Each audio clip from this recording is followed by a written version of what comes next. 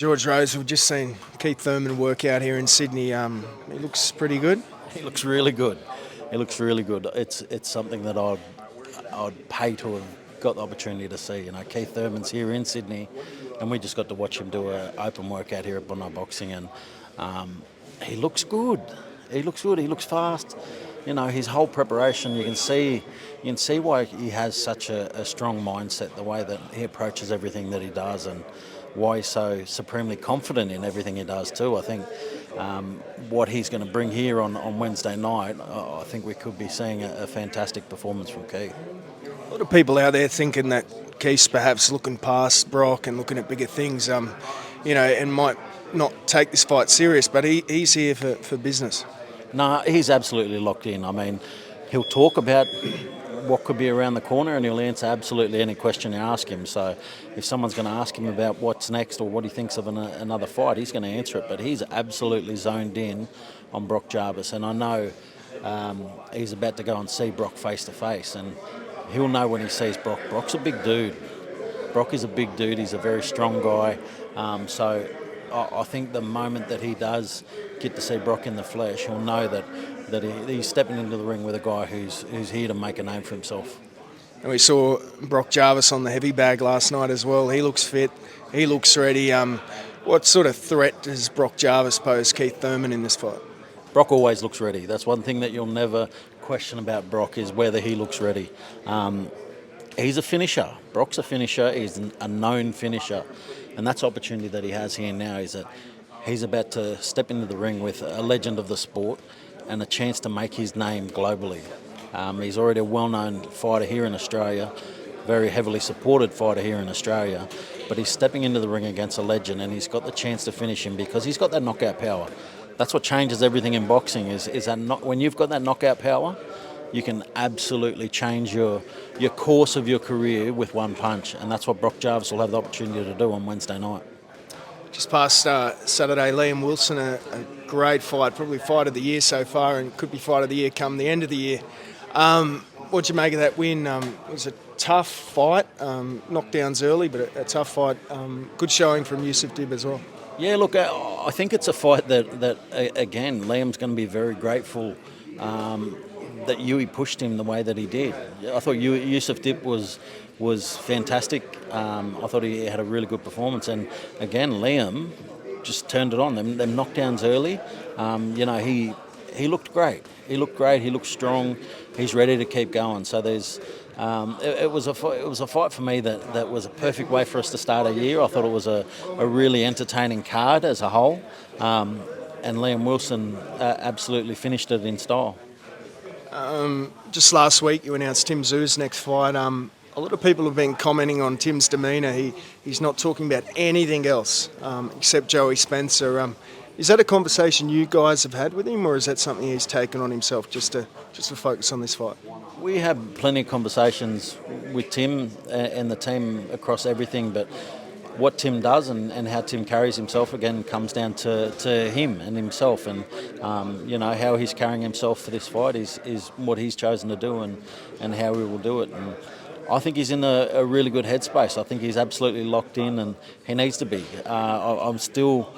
I'm still thinking about how Joey Spencer was talking leading into that announcement. He's really confident. He's coming out early to prepare, and he's coming to get the win, knowing that a win over Tim Tszyu. Tim Tszyu's a name in the division. Tim Tszyu's a name that, if he can defeat, it puts him at the top of the pecking order and being put into those conversations with your current world champion. So he knows that it's a huge opportunity for him, but for Tim's locked in. Now, we saw Liam Paro on the broadcast the other night. He sort of said that perhaps he could be on a no-limit card in the next few months, or something going on there. Is any comment on that? Well, we had a co-promo with Ace Boxing, and Liam, as you know, has been with Ace Boxing his whole career, and he's forged a hell of a career. A very exciting boxer, very entertaining person, and someone that, again, one of our great Australian boxers that I'd love to see get a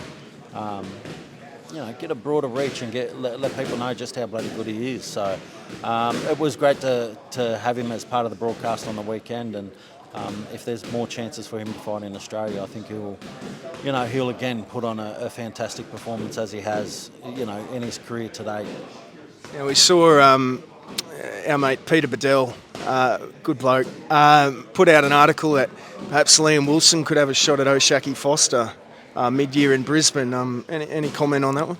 Yeah, well, the beauty of Liam Wilson is that in his world title defeats, he's never lost momentum. He's lost his world title fights, but he's always put on a great showing, and he's never dropped down the rankings too far. So he's a guy who's still well and truly in the mix in that division. When you talk about the top guys, who they might want to fight, it's a fight. The Foster fight was one that we wanted to get at other stages. So, for Liam Wilson to be back in those positions and talking about world title opportunities, again, he deserves it, and that's why I say there's a massive credit needs to be given to Tszyu for pushing him as far as he did, because right now Liam's back in that world title hunt. Now, tomorrow night, a bit of a launch party. What can we expect to see? What sort of names can we expect to be there? Yeah, we'll have Joe McAllister and all of the likes. Ash will be there. Everything will be captured by Ash. So it'll be a good night. It's a good way to kick off the year. We'll have our boxing stars and other sporting personalities there who.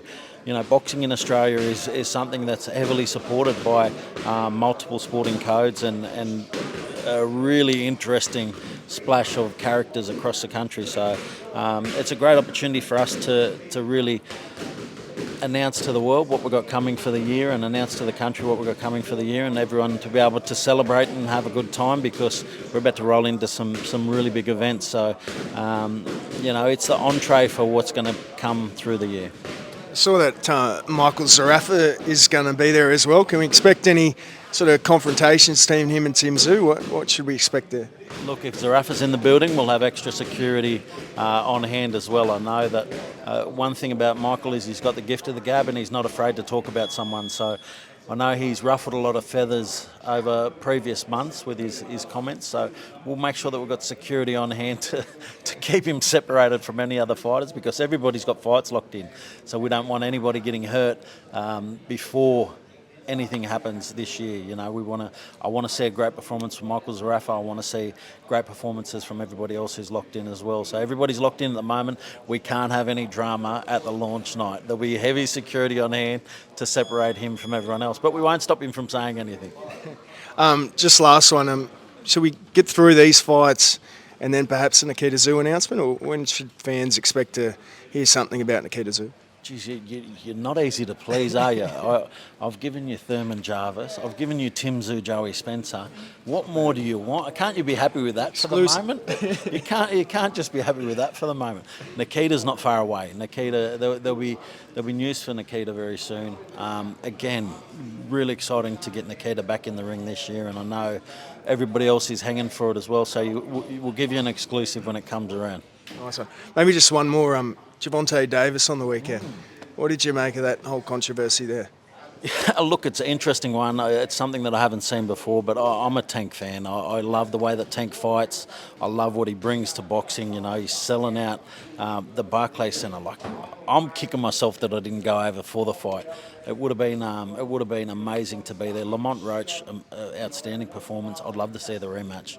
I think the hype leading up to this fight, it probably didn't get the credit it deserved. Lamont Roach didn't get the credit he deserved leading up to this fight, and so I'd love to see a rematch where everybody knows what Lamont Roach is going to bring.